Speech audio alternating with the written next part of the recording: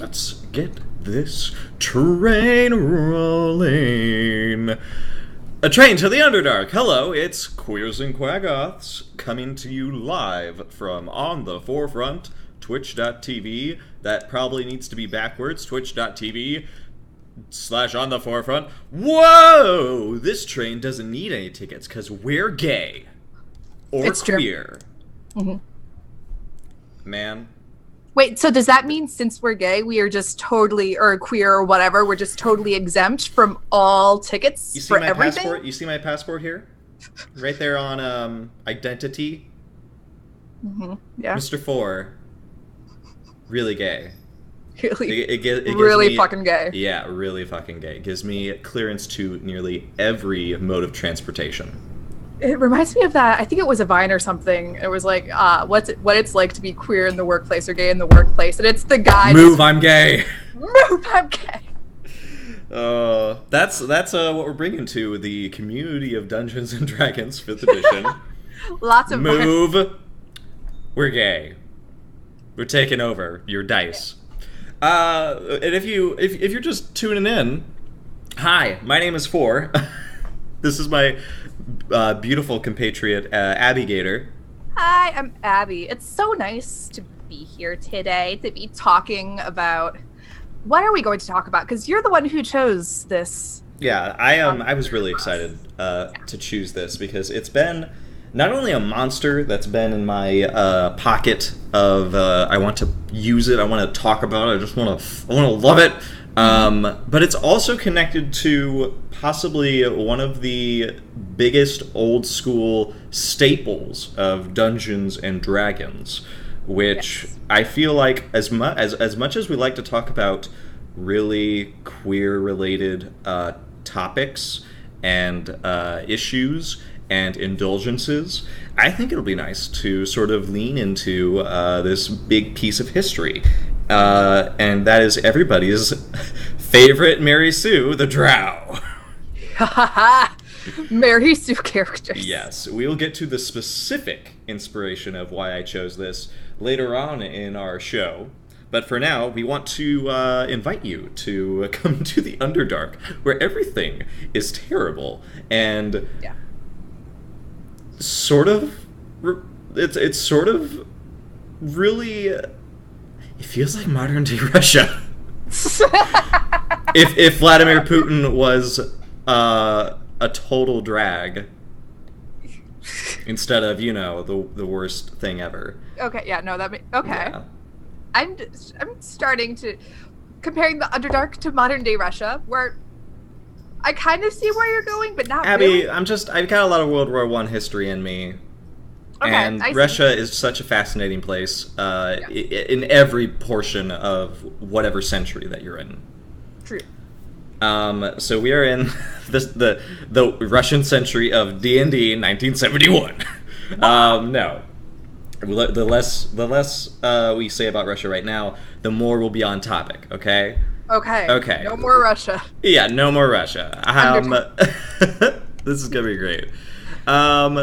So, for tabletop RPGs, I think the Drow really encapsulate a really neat origin for player characters. Because if you wanted to play a Drow, you were an outcast.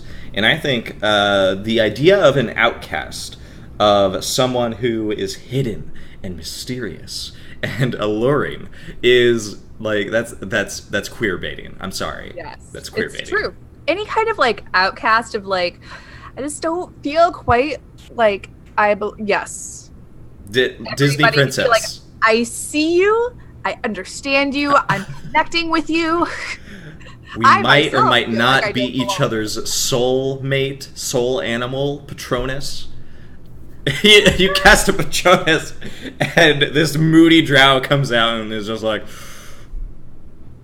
I can't tell you who I am. I just can't.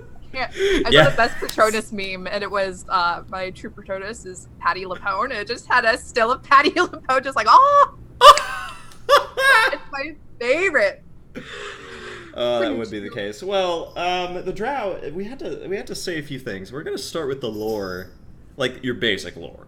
Because what we love to do on the show, we love to explore the lore, but we want to tell it to you so you know what's the down low. And then we like to get a little bit of our Dungeon Master out of our system and tell a few of our DMs how to run a really interesting combat scenario and how generally you should use these monsters in your combat encounters with your players. And then after that, we like to have our OTP of the week, where we kind of pitch a adventure or campaign scenario all about a queer-related NPCs or situation that will be really great. I really enjoyed our last OTP of the week, where we romanced doors. Yeah. Yeah, but this week it's going to be a little bit more traditional in many ways. So that I chose the Drow because, again, they have a very rich history, and it all dates back before anybody really knew, what adventuring was, I guess, because we have to go back way when the world was made in Dungeons and Dragons. We have to go way back in 1st edition. Yeah. Basically, when the Drow became the Drow, they were just like every other elf. Mm-hmm. They were beautiful, they were stuck up, and they got into an argument. This argument, this teen drama, did not end well, because the elves were like, you know what, you're kind of ruining our jam here. Right. And they drove them into the Underdark, much like our beautiful Quaggoths. Quaggies! Yeah, my Quaggies. Yeah, Drow and Quaggies are also very interconnected, and this is just a ploy so I can talk more about Quaggoths, my favorite monster in Dungeons and Dragons. But you just have every episode somehow. Somehow. This is how they go back to Quaggoths. Let me pitch you this. Quaggoths. Okay. We're in the Underdark. We're Drows. It's very early on. We've gotten sent to the Underdark. We're like elves for the most part. The elves were like, "You're too fucking...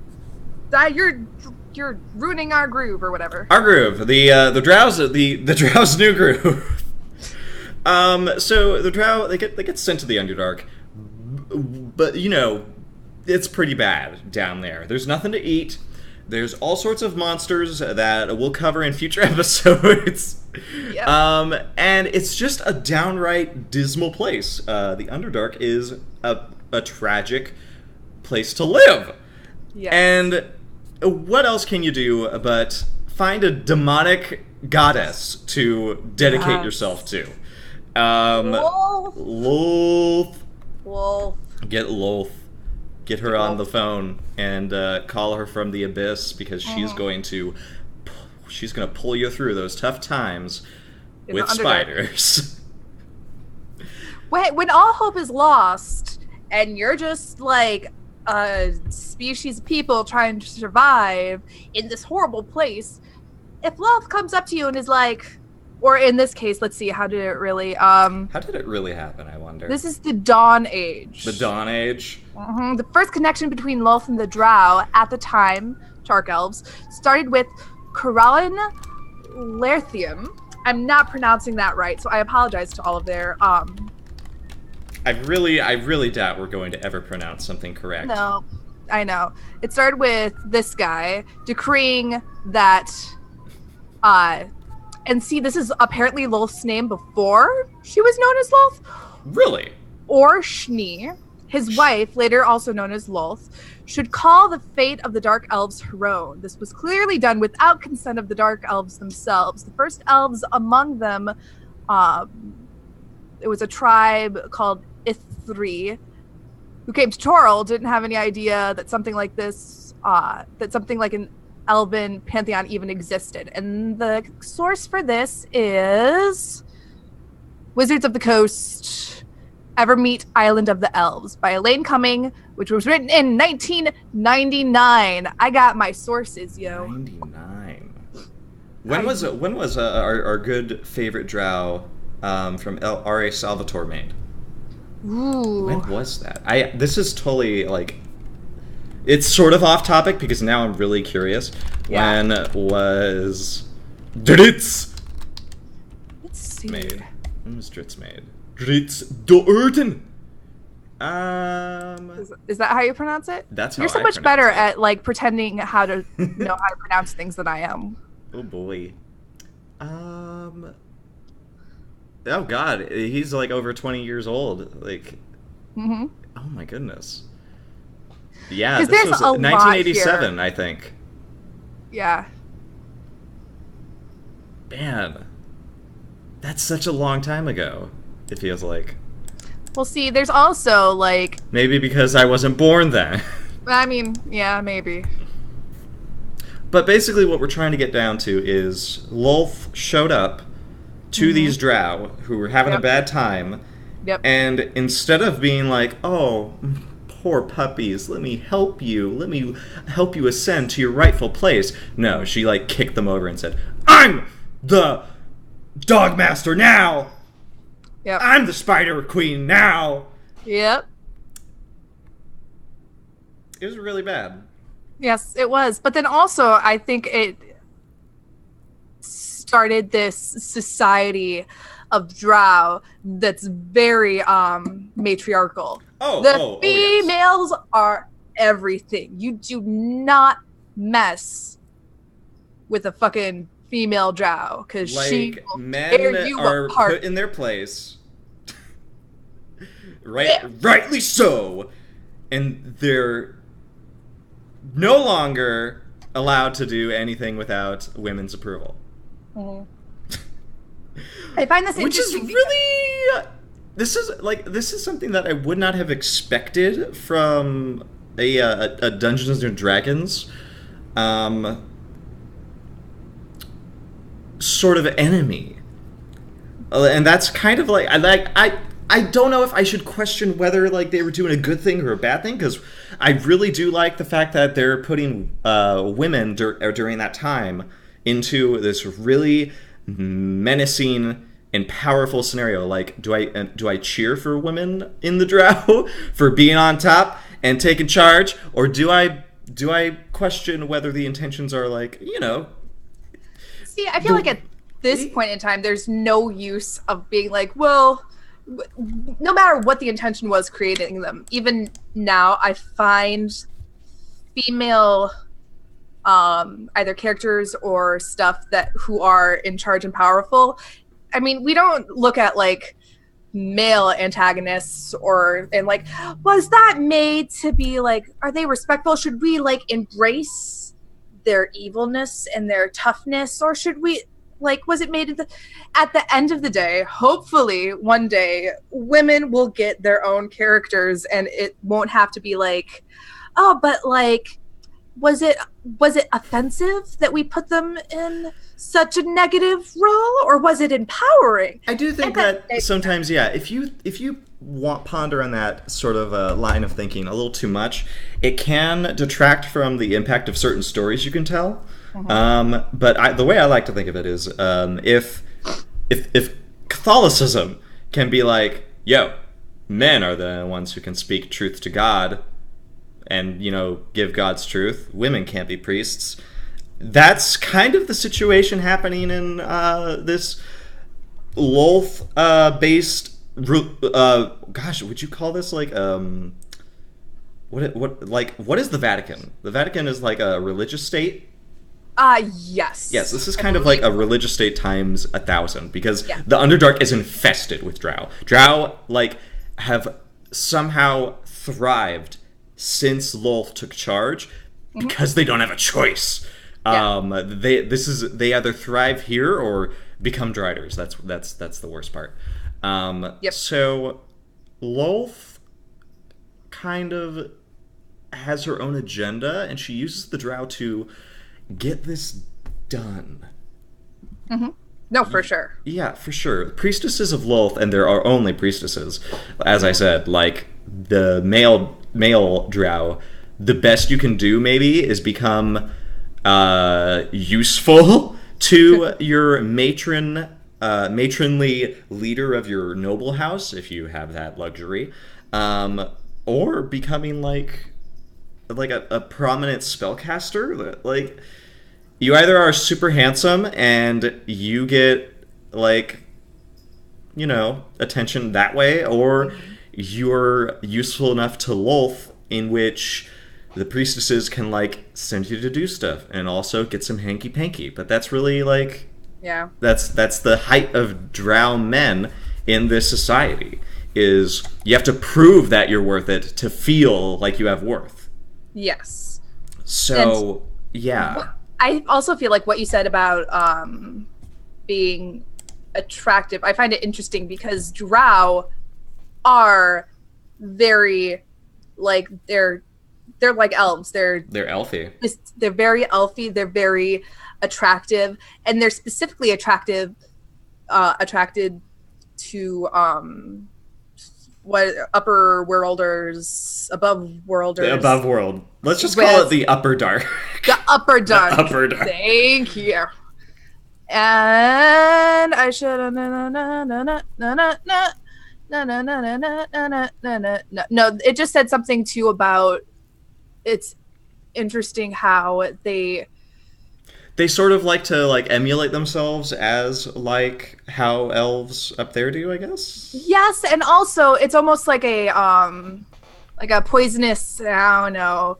You know how a lot of poisonous animals look super pretty and they have lots of pretty colors or whatever? It's like they're attracting their prey. So it makes the upper dark people trust them a little bit more so they can, like, you know what I mean? Yeah, like, they're beautiful and tragic. And alluring. Beautiful by design. Yeah. Until everybody realizes, yo, they're bad news. Super fucking bad news. They're bad news, yo. Super. Don't trust them, Drow. I guess that leads us to, like, what do modern day Drow sort of do? They live in the Underdark. Yes, they do. They kill people. They take lesser races as slaves. Yep. And they push Loth's agenda for the most part. The only Drow who don't do that are outcasts or trying to get their upper hand in this society as well. Because you can imagine with these matrons of noble houses, every single one of them has their own wants and desires. And the higher on the priestess totem pole you are, the more freedom you have, I guess. Yeah. The more assurance that you're not going to be Drider-fied.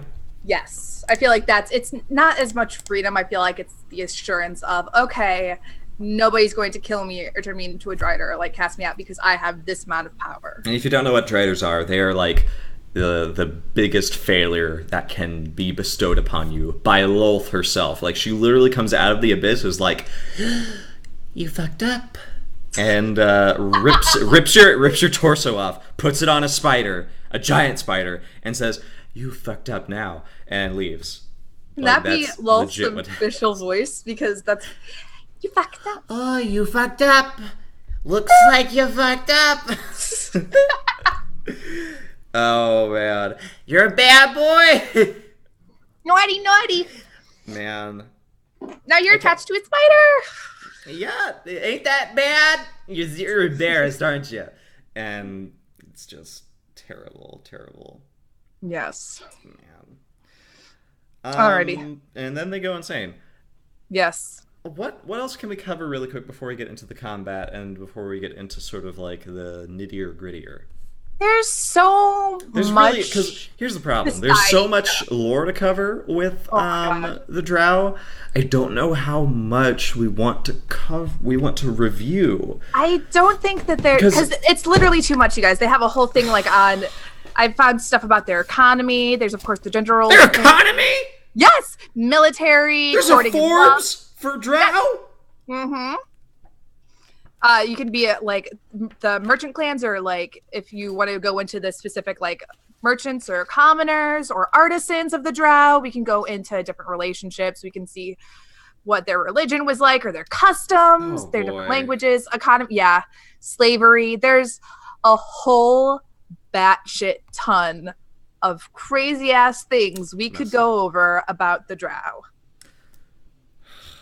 But I'm going to just say the Drow also have like, they've been in the Underdark so long that they've been sort of suffused with the magic that permeates the Underdark. Yes. And with that, they are able to cast spells naturally, like darkness.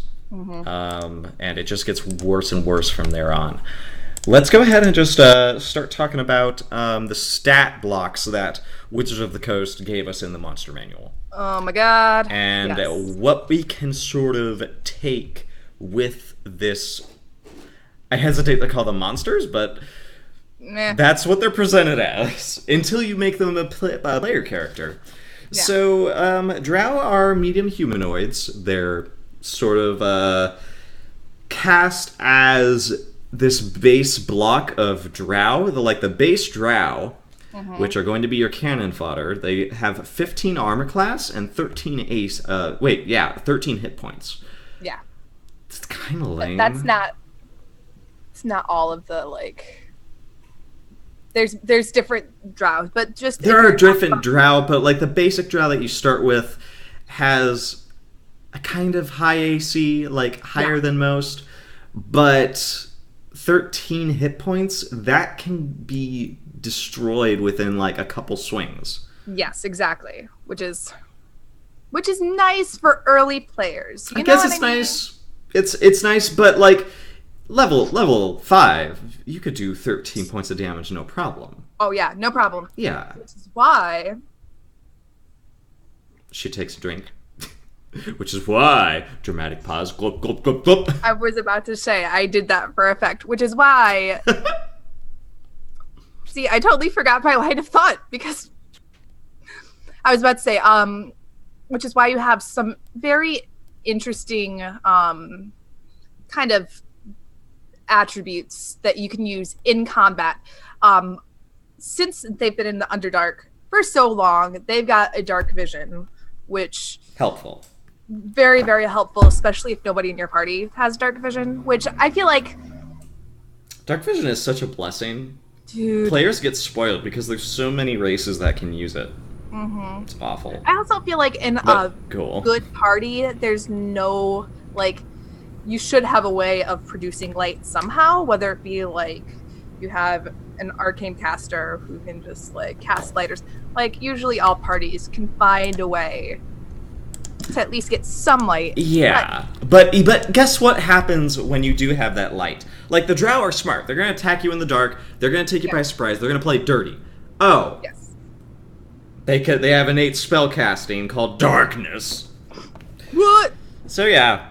Drow, they can just say darkness, and they will create basically an area of effect that it's a magical darkness too. So even if you have dark vision, you can't. No. You cannot pierce this veil that they cast. No, you cannot. And it's actually really, it's really good. It lasts for 10 minutes, and basically it's just a 15-foot like bowl of darkness. They've got that, and correct me if I'm wrong, they do have resistance to magic as well, correct? Actually, yeah, they do. Wait, no, basic Drow do not have resistances. Well, they do have advantage on saving throws for being charmed, and they cannot be put to sleep. Whoops, my bad. That's okay. So yeah, they also have Fairy Fire. I think Fairy Fire is one of those spells that it's really like useful, but it doesn't get used as much as I think it should. Fairy Fire is really great because it paints the area in a color of your choice of light, and any creature caught in that is outlined in that light if it fails a dexterity saving throw. And for the duration, which is a minute, it sort of lets you guys have advantage. Which is a huge... With all attack rolls. Which is insane. It's pretty great. And I don't know if it... Here's the thing. Like, there are rules like, will it pierce the darkness? Maybe. I don't know if it can, but imagine if the Drow are sort of hiding, and then one of them casts Fairy Fire, and then another cast Darkness, and then 3 more are ready to shoot with their crossbows, or hand crossbows. Whatever. Like that's great. That's a great setup. You can make great ambushes with this basic Drow, and as long as you can keep them sort of at bay, or keep the heroes at bay, you could do some pretty good damage, I think. Because guess what? These crossbows, 1d6. That's like, that's. But these are Drow, so guess what? They're poisoned.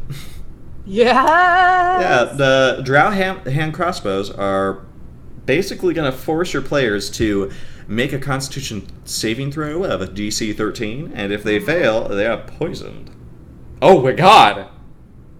And if the saving throw is failed by 5 or more, they're just straight up unconscious. That's great! That's so good! Fucking insane. That's so good. I love that. I didn't realize that. I thought they just got the poison condition. No, okay, so they're just straight up unconscious. That changes things a little bit, even with like a basic Drow. You know what I mean? If you fail a save, then you're unconscious. Poisoned. You're poisoned, 1, and your attacks are at disadvantage. It's horrible, and but on top of that, you can go unconscious. It's insane. Now I'm sort of like cheering for this 13 HP Drow. Right? Yeah, that's great. But let's move on from there, because we have 3 more Drow that you can sort of like put into your combat scenario if you want to abuse your players. You get the Drow Elite Warrior, which gets 18 AC. It has 71 hit points, which is a huge upgrade. Harder to hit. Yes. Much beefier. Still has all that innate spellcasting, including levitate for some reason. It's like I need him to be just a little bit more intimidating.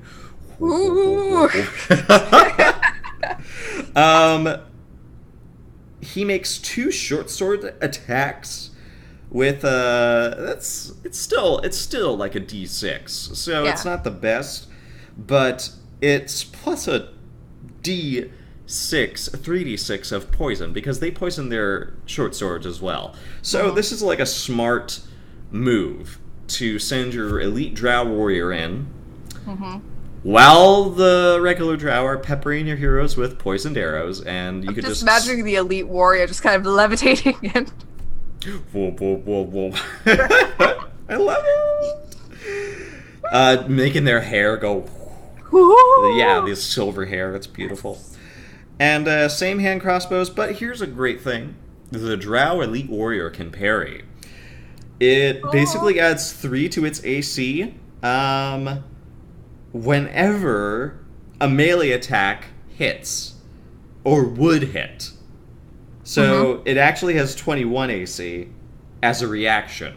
So every round, it can wait for someone to attack it, and if it, doesn't like the idea of being hit, it can just add 3 to its AC and just be like, no. Which is insane.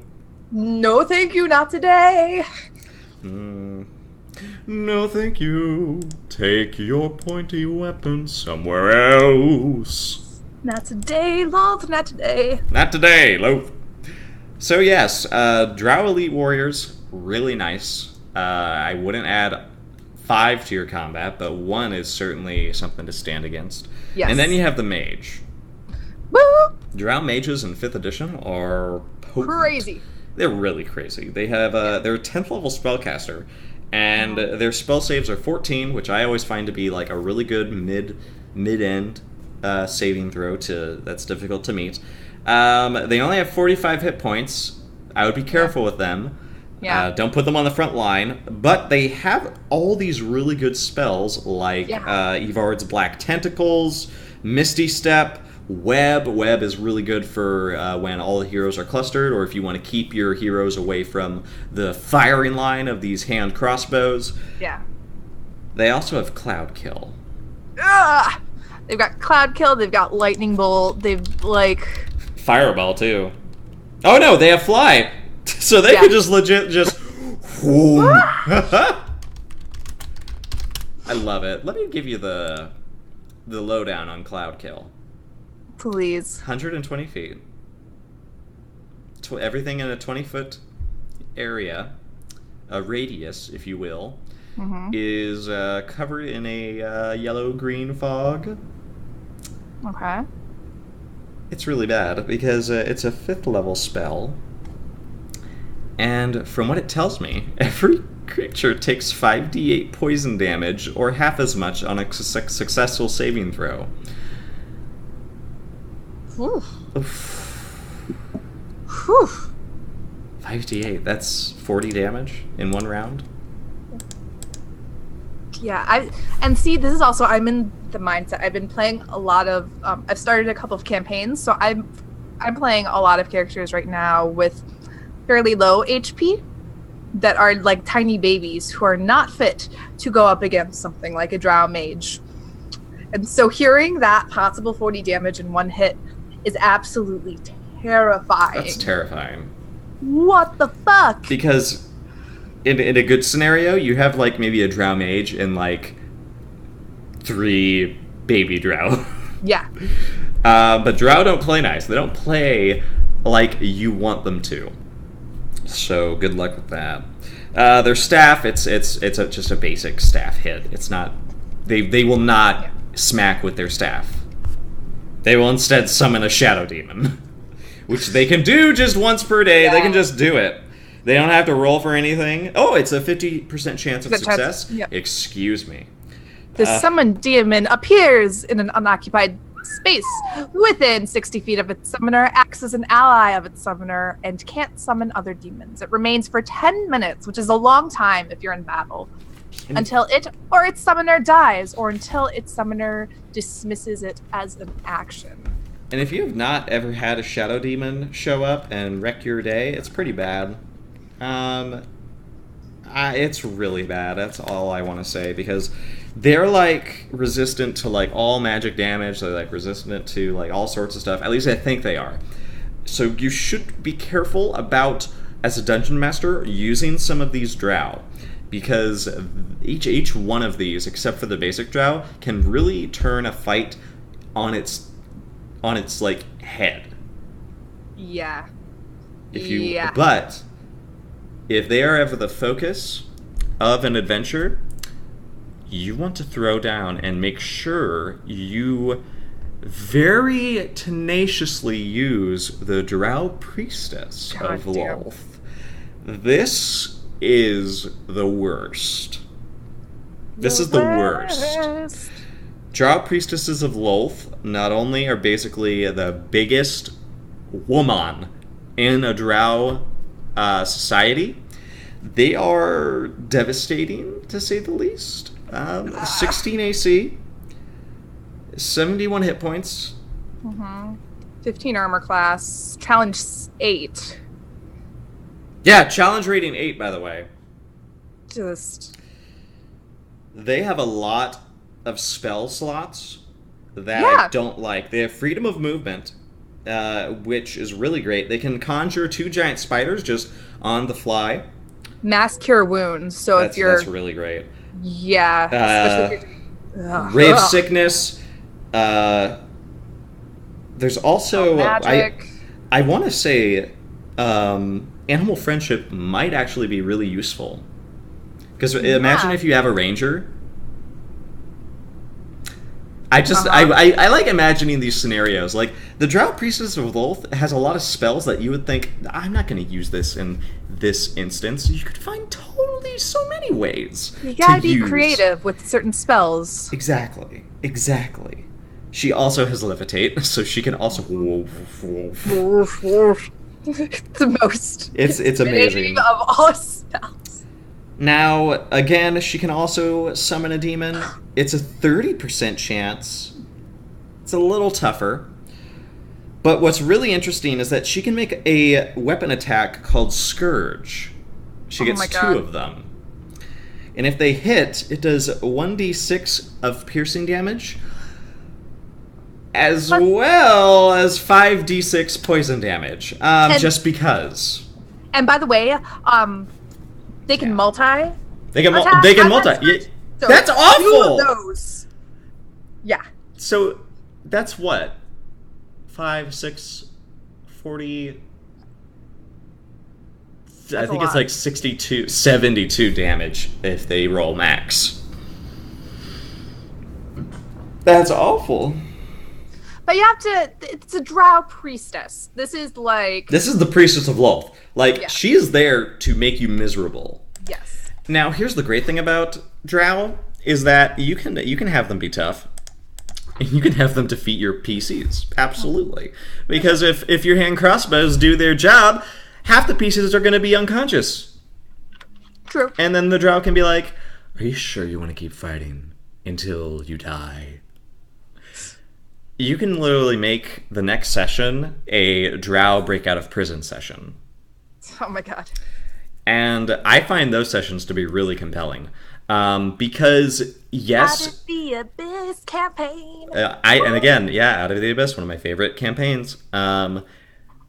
You really can use these 4 stat blocks in a compelling manner.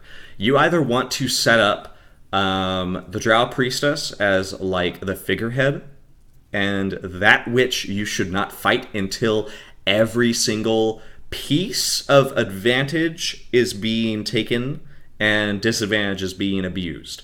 Yes. Yeah. This is a danger. This is a dangerous scenario. So I would just be very careful, because the Drow Priestess of Loth can get up in your business. She can be a deadly opponent in the back, and there are just so many ways you can use the environment to your delight as a dungeon master in a combat scenario with the Drow.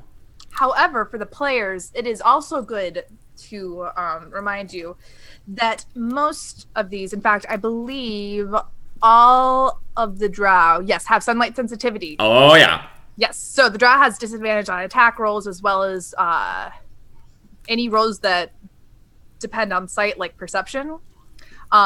Depending on how your GM takes it, if you're playing a Drow in-game, that might be a little bit different. However, if you are just playing a game and Drow show up, you can always remind your dungeon master, hey, this is just a reminder. Do they have that sunlight sensitivity?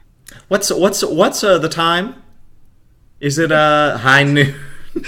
It's high How noon. is the sun beating down on us right now? Is it just... Exactly. You wanna also take that in consideration when trying to set up these ambushes or these battles that you might try to use the Drow for. I was about to say, usually I feel like you encounter Drow if you're in the Underdark, and if you're in the Underdark, you're kind of fucked anyway. But here's the thing.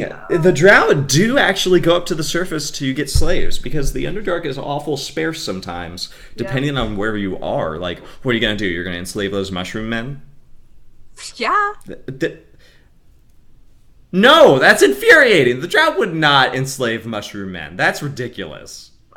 Okay, no, but they would enslave, what's the name? The Fishman. The Kuatoa. Kuatoa!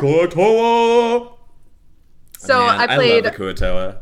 I played with Fore as the DM. Yeah, let's just talk about Out of the Abyss now, because I love it. So there was an Out of the Abyss campaign that we played, and so we played the NPCs. At the beginning of the campaign, you have a group of people who are imprisoned in this Drow prison.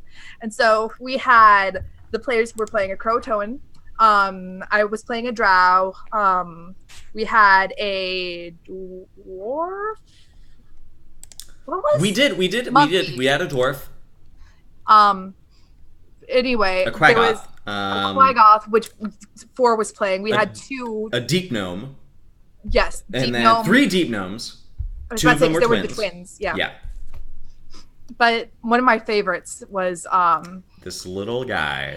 Well, yes, there was the tiny Was it Sprout or Stool? Stool. This tiny little, but like all of the Stool, and then also our friend Paradox was playing a Croatoan, who was fantastic, probably the funniest, most amazing. Just like, he did such a good job.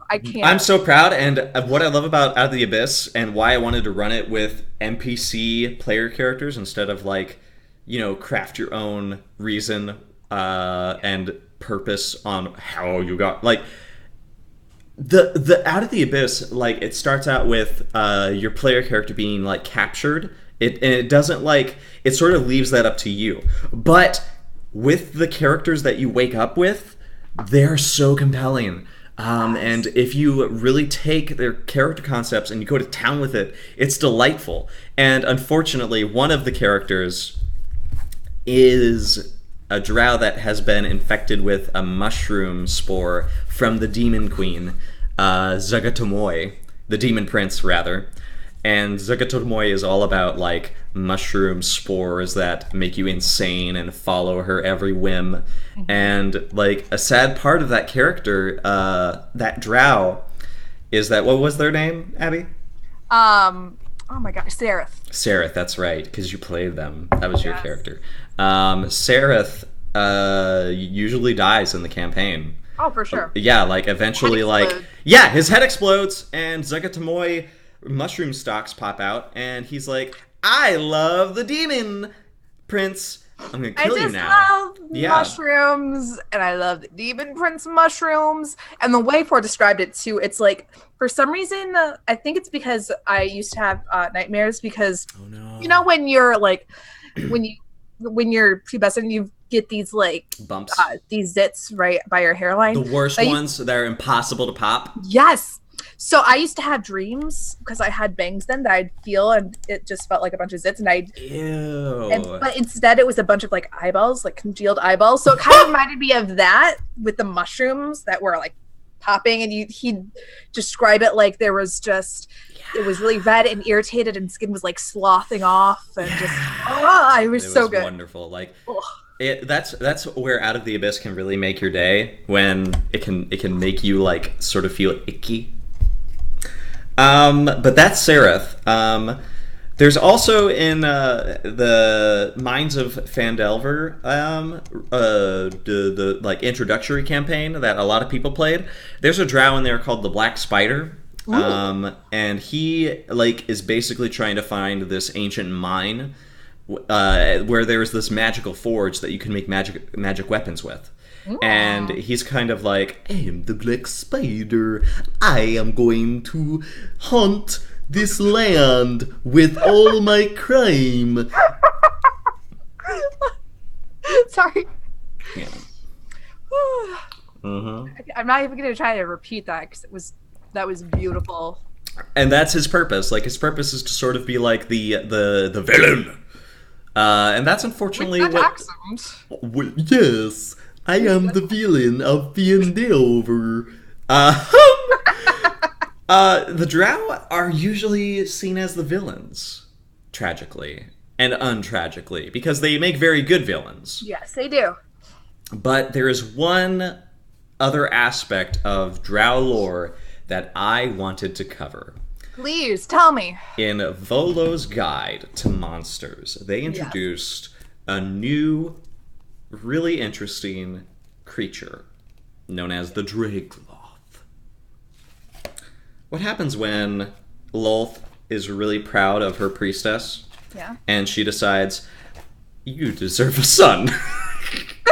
Go have sex with this demon that I know, and give birth to this half drow, half Glabrezu demon, born in an unholy ritual. Yes!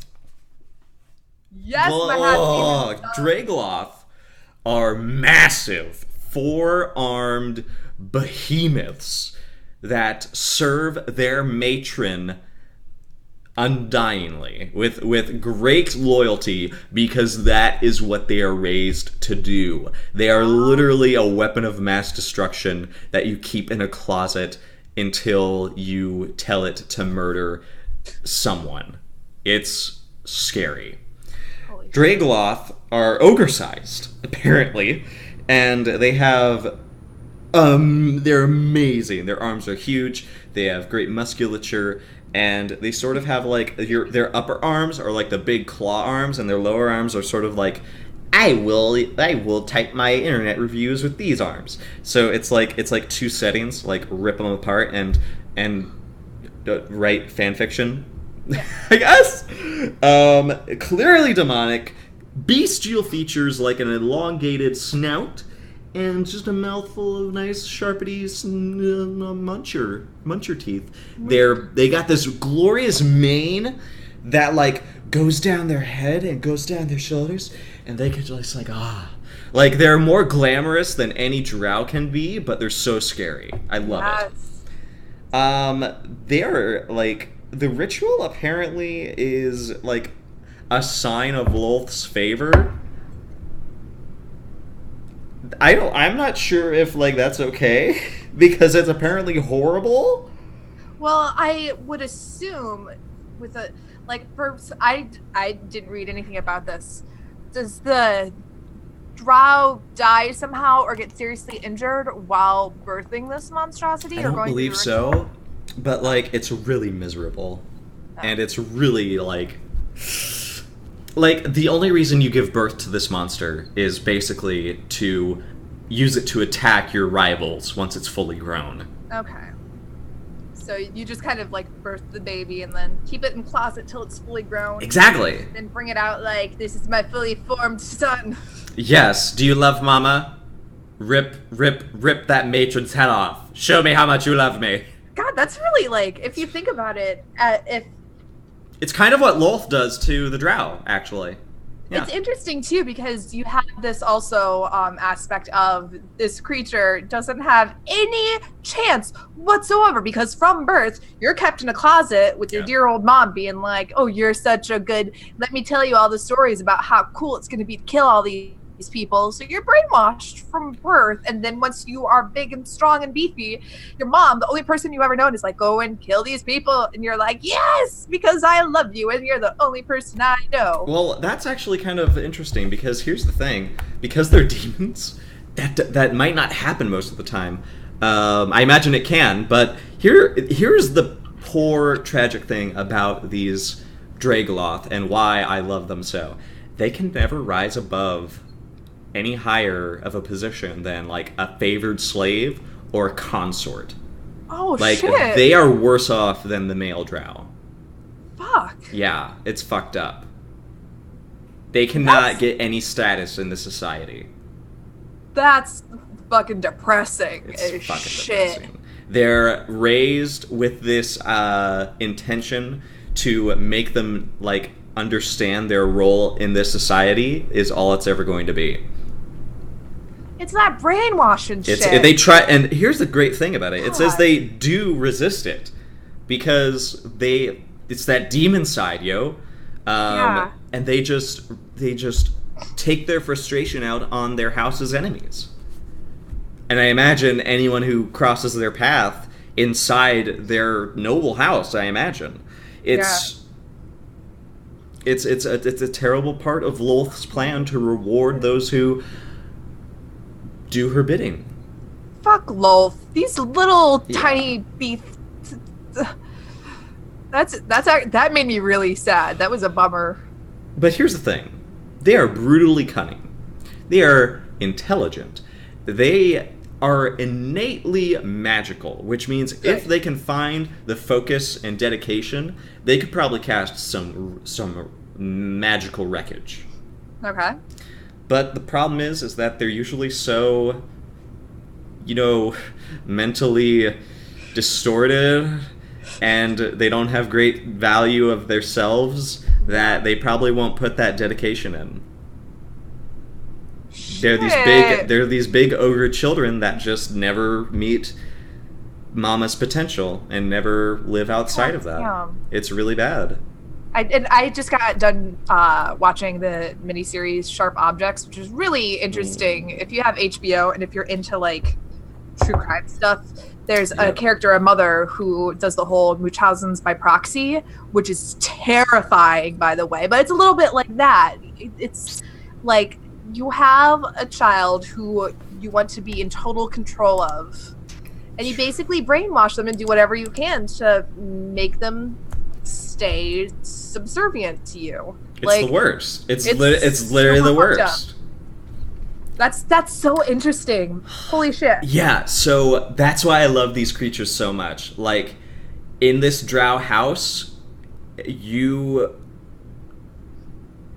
just stand out in the drow society. And I'm like, why isn't there more stories about these tragic creatures? And they're so intense. They have 15 armor class, 123 hit points. They are resistant to cold, fire, lightning, immune to poison like my baby Quaggoths. And also, they also cannot be charmed. They cannot be put to sleep, just like their drow, because they are half drow. They can cast darkness, confusion, fairy fire, dancing lights, and they make 3 attacks. 3 attacks. Yes! Each of their attacks does 2d10. Each of their attacks. 1 claw, 2 claw, 1 bite. Dude. That's intense, and I really, really hope that one of incredibly simple yet compelling monster. Oh my god. Please tell me more about... Because I'm hoping you put this monster as some part of your OTP. Oh, we're going... Is that where we're going? I guess... buckle your seatbelts, because we're going to OTP of the week, everybody. Whoa! OTP of the week! I'm ready. All right, are you sure? Because this week on OTP, we are going to talk about the tragic Draegloth. And if you imagine being in the closet as any worse off, I want you to go all out. If speaking as someone who was in the closet for a long time, Draegloth are the perfect fodder for telling stories like that. They are legitimately like they grow up in this society that devalues them if they ever resist the say-so of, the status quo. And what I want to sort of imply is that eventually they find some way to get independence. And unfortunately, this is through battle. So I want to sort of like bring us down to a drow city inside one of these houses. And this Draegloth grows up with a overbearing mother and probably an abused father who gets just as much shit as he does, because drow males in this society, they're seen as shit, basically. So drow mama, oh wait, no, because the father is a Glabrizu. Yeah, that's right. So I gotta remember that. However, you could have an in-house drow husband or whatever. The consort. Yes. Yes. So he has brothers and sisters, obviously, but he will never have a status among them. He is always going to be this thing. He's like Jon. Sorry, it just reminded me a little bit of Jon Snow. He's the bastard son. Of course. Jon Snow. But sorry. No, sorry. Okay. But here's what we can do. Here's what we can do with this creature. We should have your players get captured. Or we should have your players in the Underdark, in a vicinity of this drow city or drow matron, and it should be evident that this Draegloth does not like what it does. It could also be revealed that the Draegloth and a Quaggoth are having a hidden fling. They're very, very secretive because they cannot dare be caught together. Because it's a half drow. Just being half drow puts it a little higher on the totem pole of the Quaggoth. So what you can do is you can combine some of our Quaggoth OTPs with this. Quaggoth slaves in drow society generally are used as bodyguards or brute force or laborers. So I imagine that Draegloth somehow is able to meet with this Quaggoth. And Quaggoths are sort of like elven in nature, in a sense, because they came from the Elven Lands. They're sort of these brutal, but I would say graceful in some cases creatures. The Underdark has just removed that quality from them.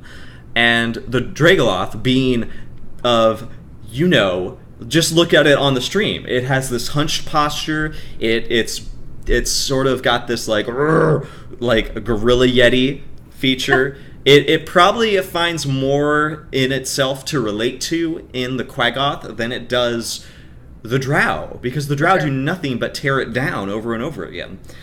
So what the players can do is, if they have a contact with the Quaggoth and they want to take down this Drow household and the matron, the priestess, they need to find a way to convince this Draegloth to get it alone and to convince it,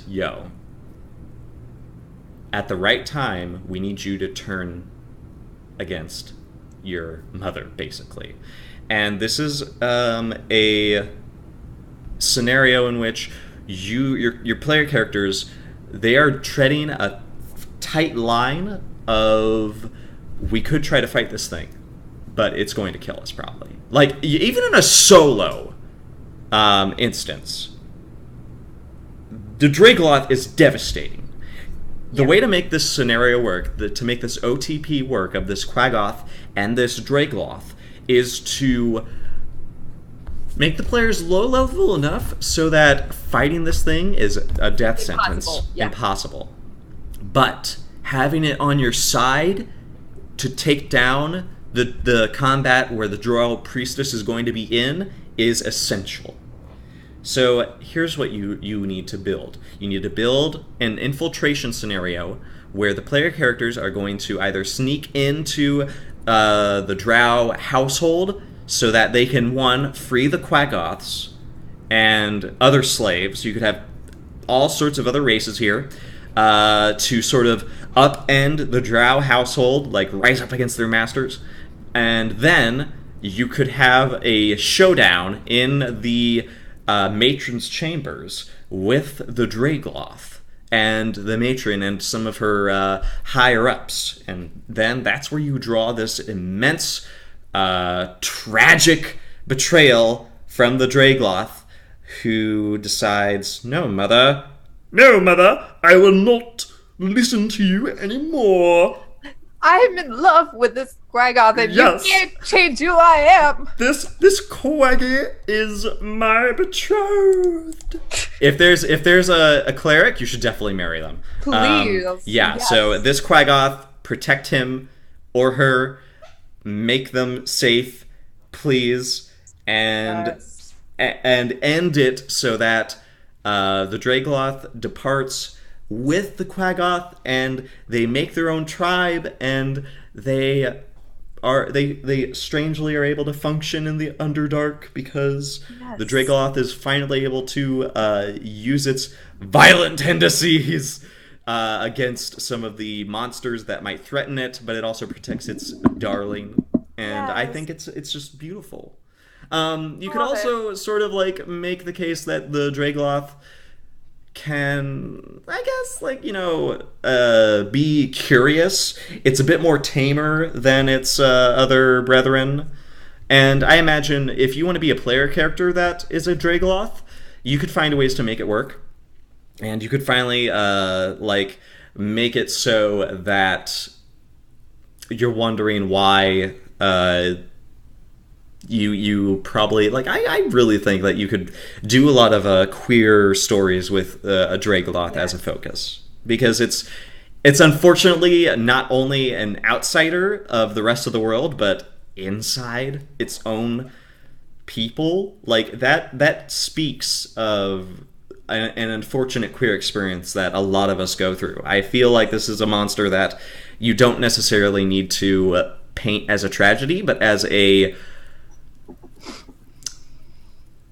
good character for some of us to relate to. But again, you could still use it as a devastating, horrific boss monster, I think. Whichever you want. You could have them be both. Yeah. Do you have an OTP? Speaking of characters that we can relate to, I specifically really am interested about the Drow society being so polarized, masculine and feminine. Oh yeah, like there's a clear line in the sand. Which makes a very interesting scenario for my fellow non-binary people. So let's say that you are a female drow who is in a family of very high regard. Let's say your mother is a high priestess. You are expected to do very great things, whatever. And you have another drow who you really relate to. You feel like you relate to. However, this other drow has found a secret. This other drow, for some reason, has caught you wearing male drow clothes, which is totally just, what the fuck are you doing? Why would you sully yourself like this? This is not cool. So, in a desperate act to try to win back the favor of your assorted, you go out looking for some slaves to try to give to this. That's where the party comes in. Let's say your party is captured by this drow, and this drow, this whole time, because she's very frustrated, she's also very confused. She's like, I need you guys. I love that. I love that you're in a society that puts you on a pedestal, but you relate to the people that are not on that pedestal. Sometimes you're just, you're not saying that you're not a female drow, because sometimes you totally are comfortable with that. It's just there's something not quite right, and nobody else has mentioned this. You don't know any other experience or any other person who has openly talked about this or expressed this, or especially because male drow are so looked down upon in society. So to have the person who you were seeking affection be so disgusted is just, it tears your little heart. You're not fitting into my gender roles. What the fuck? So your party is captured by this drow who probably has a little like other drow ensemble with her. A drow patrol with her. And you are led into the Underdark. This whole time, just her being like, no, this will make him or her see that I'm totally normal. I will win over their affection with you guys.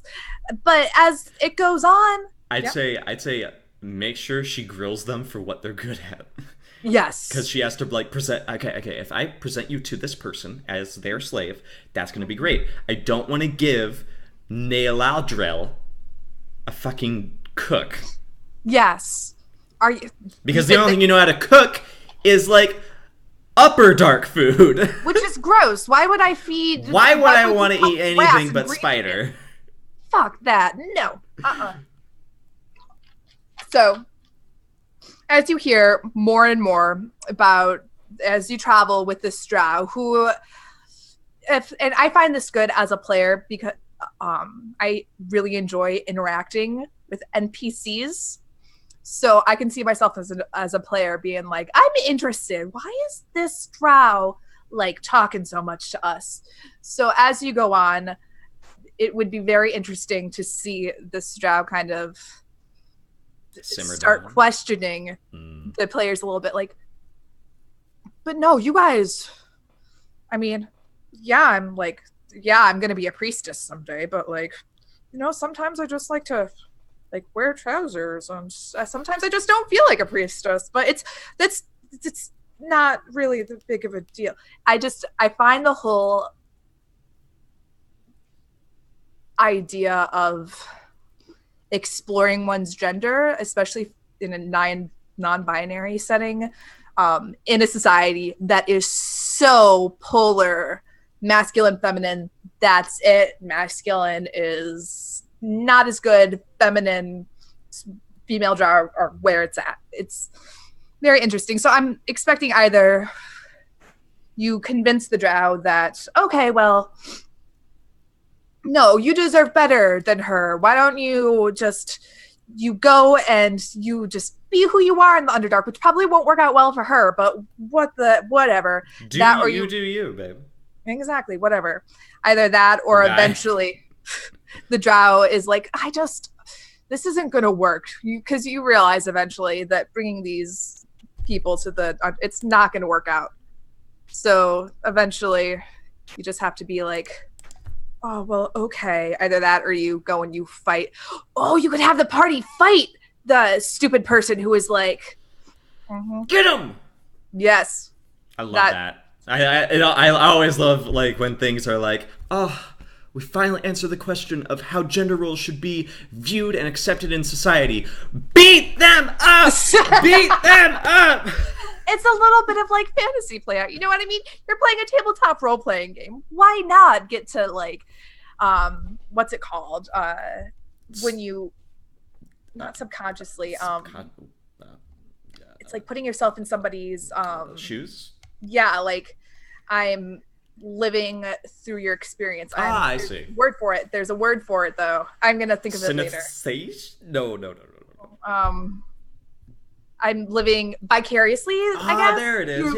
I'm living vicariously through this, and I get to beat up some assholes. Yeah, I get to beat up an asshole. So yeah, that's my very vague idea for OTP of the week. I love that. Because the Drow are so massive in terms of lore, guess what?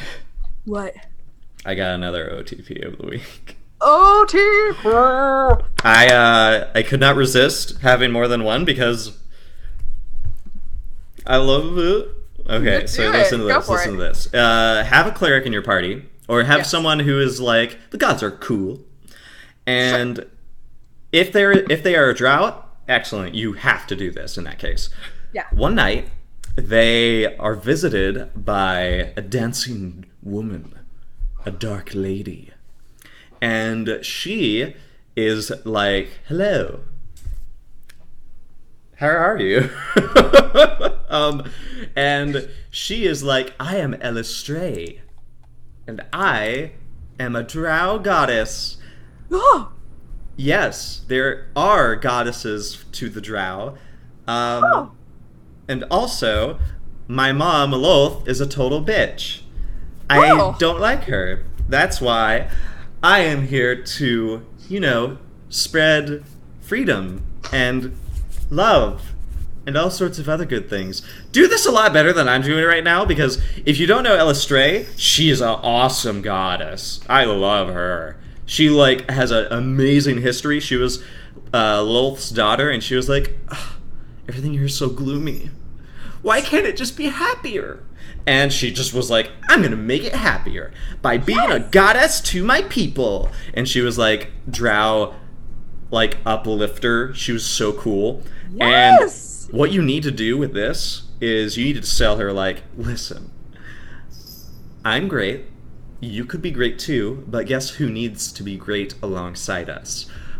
My precious babies. There are 2 precious babies right now who need to be extradited from this oppressive society. Would you do this for me? Because she's like a fairy godmother. She's literally like the Drow fairy godmother. This is how you should play her. And she says, go this way into this hole in the ground. It will take you to the Underdark.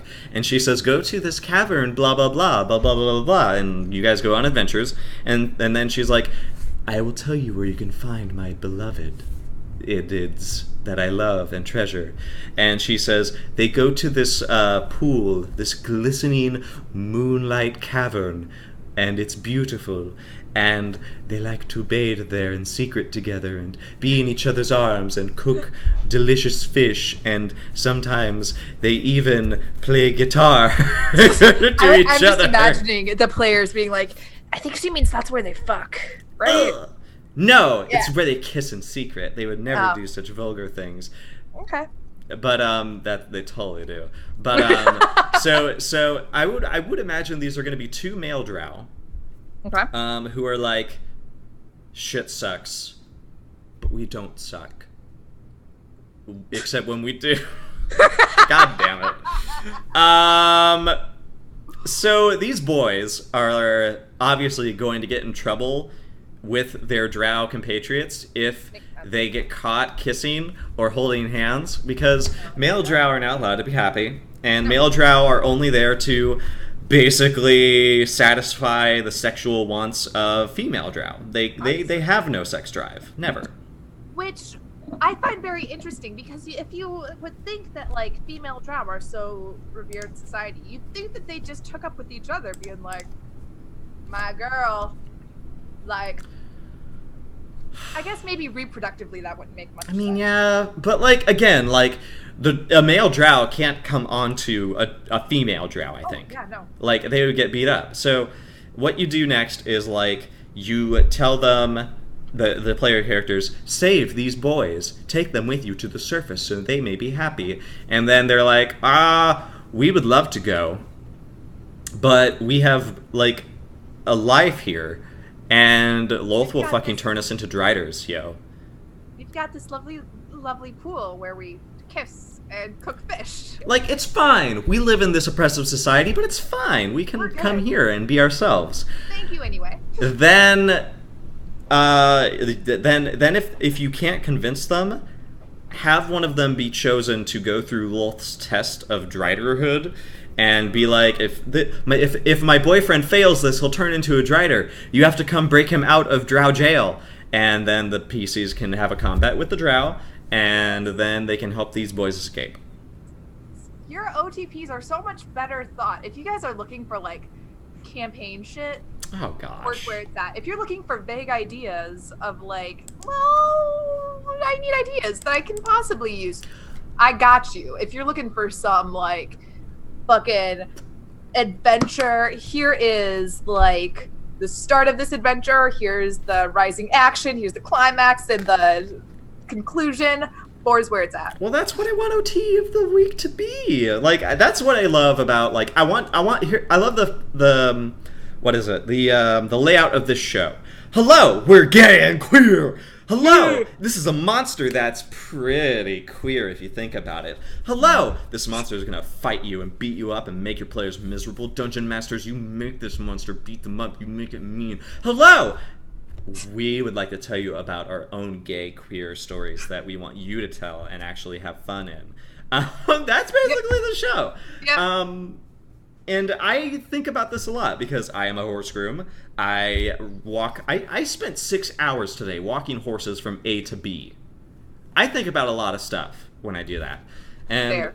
Wouldn't you know it, it turns out to be how I can make Dungeons & Dragons more queer. Yes! Thank goodness. And eventually, when I do get more free time, like, I would love to turn these little ideas into either little short stories for you guys or adventure scenarios. Or even, like, run them as shows from time to time, maybe. Like, one-shots sounds really great. But, yo, we're doing what we can here as good friends.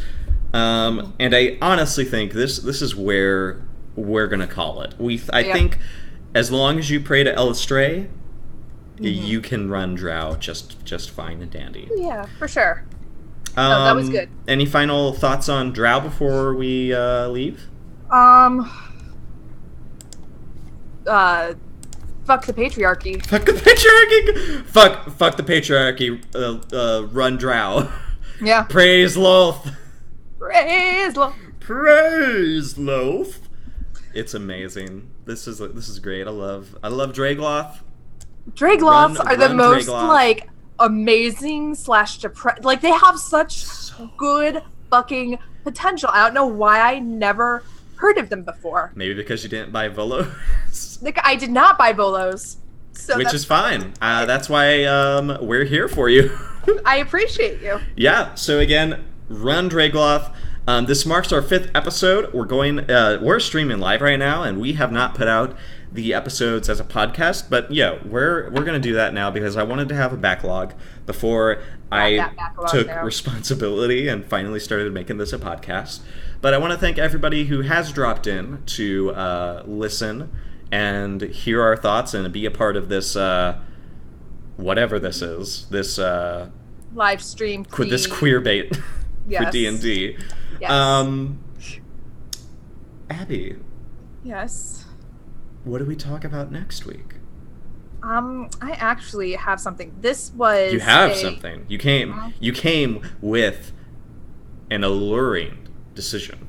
Yes.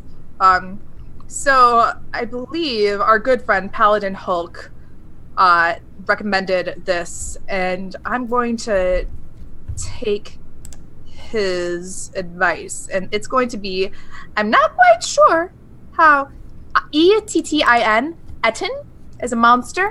Ettin. Ettin. Ettin.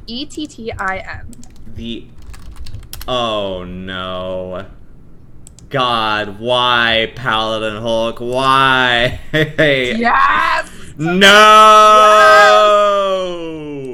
Yes! Yep. It's happening. Right. It's happening. 2 heads, 1 body. It'll be better than the Lots of mimics. Love. You guys, if you haven't watched the past episode or listened to the past episode where I was totally like, oh yeah, mimics, they're like humanoids. They're just like shapeshifters and copy other people, not realizing that they literally turned into like doors and treasure chests. Yep. That's a good episode. Probably you should go and listen to that. Please do. I'm very proud of it in retrospect. Right? But yeah, Ettin's 2 heads. That's 2 what we're gonna heads. be next week. I love it. I hope you guys are ready. Because oh god, give me a moment. Because prepare for trouble. And make it double. God. Yes. Bye, everybody. We really hope you enjoyed this episode. We really hope that you'll support us when we release it as a podcast. And we really hope that if you want, you can write us an email at cruiseandquaggoths@gmail.com. Find us on Twitter at OntheForefront or at abigatorfrenzy. We'd love to hear about what you're doing in your campaign to make it more queer. And, you know, just be happy. Yeah. That's all we ask. That's all I happy ask. and queer if you are so inclined. And Quaggoth. And Quaggy. We really need to work on a tagline for this. Because you can't just be like, and that's it. Don't forget to be queer and quaggy. Queer and quaggy. We could... Man. We really, but yeah, we really appreciate it. Yes, thank you guys. And yeah, best of luck out there, everybody. All right, we'll see you later. Goodbye. Goodbye. Farewell. Dun, dun, dun, dun.